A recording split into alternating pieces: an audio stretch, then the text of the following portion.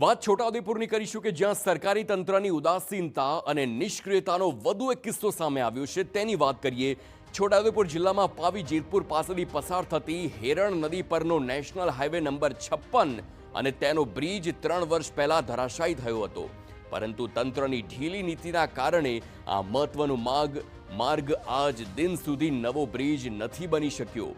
મુસાફરોની અવરજવર માટે 6 કરોડ રૂપિયા ખર્ચી બનાવેલા તકલાદી ડાયવર્ઝન પણ પહેલા જ વરસાદમાં ધોવાઈ જતા ભ્રષ્ટાચારના આક્ષેપ થયા અને સાથે જ પારાવાર મુશ્કેલીનો સામનો કરતા સ્થાનિકોની સરકાર કે તંત્ર મદદ ન કરતા આખરે પ્રજાએ પોતે જ કમર કસી। સ્થાનિકોએ કંટાળી આખરે ન છૂટકે જનતાએ જાતે જ શ્રમદાન કરી ડાયવર્ઝન બનાવી દીધું। ડાયવર્ઝન ધોવાઈ જતા 35 થી 40 કિલોમીટરનો લાંબો ચક્રાવો લોકોને લગાવવો પડતો હતો, પરંતુ હવે શ્રમદાનથી જ આ ડાયવર્ઝન તૈયાર કરવામાં આવ્યું।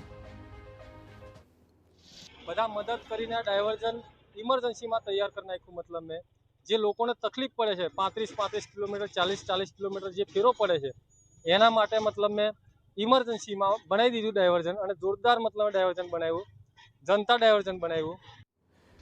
એક તરફ કરોડો રૂપિયાનો વેડફાટ થયો છે અને બીજી તરફ પ્રજા જાતે જ શ્રમ કરી રહી છે।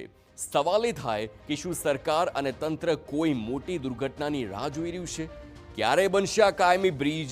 એ ઘૂંટાતો સવાલ। ભારે વરસાદને કારણે પૂર આવતા સંપૂર્ણપણે ધોવાઈ ગયું હતું।